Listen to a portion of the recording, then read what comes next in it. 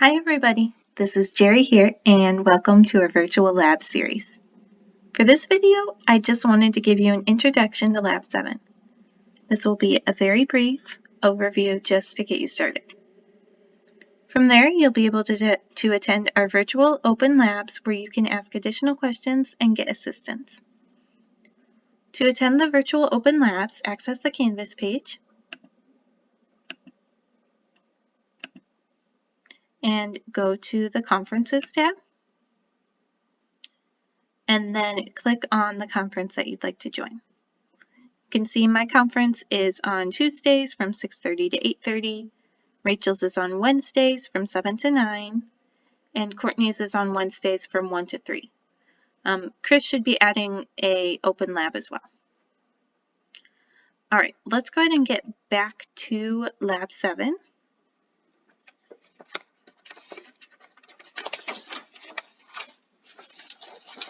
So Lab 7 is about the HR diagram and the main sequence. So the first thing that we're going to do is use this equation to figure out luminosity. The HR diagram plots with luminosity on the y-axis. So we've got our diagram here. Luminosity will be here. And then our temperature of the stars is going to be on the x-axis. So in order to figure out our luminosity in solar luminosities, we need the distance to the star over the distance to the sun squared times the brightness, the ratio rather of the brightnesses between the star and the sun. So for this equation, we're going to use our distance to the sun and our brightness to the sun. So in the next couple questions, you'll refer back to this. And so we have an example here of Rigel. So with Rigel, we have 265 parsecs plugged into our equation. This is our distance to the sun, that's squared. So this is our first portion. And then the next portion is our ratio of brightness. So think back to earlier labs. I think Lab 1 and Lab 2, we used this ratio of brightness equation. So that equation is 2.512. And then taken to the power of the difference in magnitude between the two stars. And so we get this number, and then coming down here, we can finally plug it into our equation. So we plug this value in here and this value in here, and that gives us 55,000. And that is 55,000 times the luminosity of the sun. And so what you're going to do in the next few questions is the same thing we did in this example here. And so you'll solve for Sirius and for Betelgeuse. And once you've done that, you'll plug those in here. And so moving on to this section, we have a chart here that gives us solar luminosity and surface temperature. Dr. Case has compiled this so that we can plot these and see a mean sequence. So you can do this however you'd like. If you'd prefer to print it out and plot it by hand, take a picture and turn that in, that's fine. If you'd rather fill it out on your computer, that's fine too.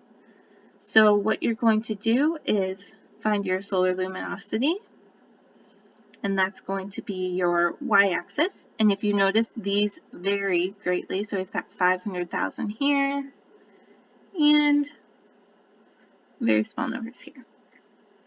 And then our temperature is going to be what's on the x-axis. So you'll take each of these and plot them just wherever they may be on here and just mark them. And you don't need to label any of the stars except for those in the winter circle. So you guys can do that however you'd like. And then once you've done that, there's going to be a couple questions about your graph. And then we'll move on to part 2 of the lab. So part 2 of the lab is estimating the distance of star clusters. So you guys haven't talked about globular clusters in class, but globular clusters are groups of very old stars, and then open clusters would be groups of young stars.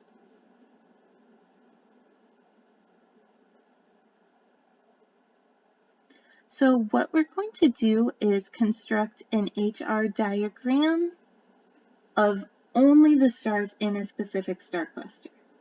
So right here we've got we've got the Pleiades and the Hyades. And so we have created an HR diagram of the stars just within those clusters. The important thing to remember here is that the stars in those clusters are all about the same distance away. And since they are all about the same distance away, we can use the apparent brightness rather than the luminosity. And using that information and this graph right here, we're going to answer a couple questions about the Pleiades main sequence and the Hyades main sequence. And once you've done that and answered those questions, for number 6, I want you to come back up here and choose 2 corresponding points, whatever they might be. So we're going to take maybe this point, go straight up to this point, and then you'll go over here and find the difference between the 2 points. You could do here,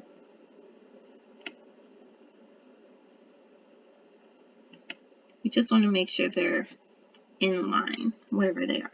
So that will help you answer number 6.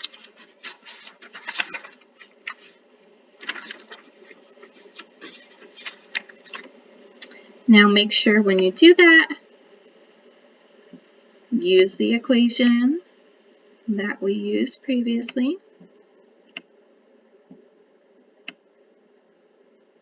And then we're going to take that to whatever the difference is.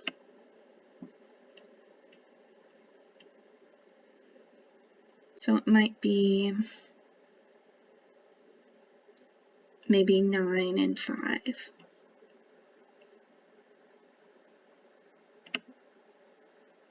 And yours might be different than what I have. And that's okay.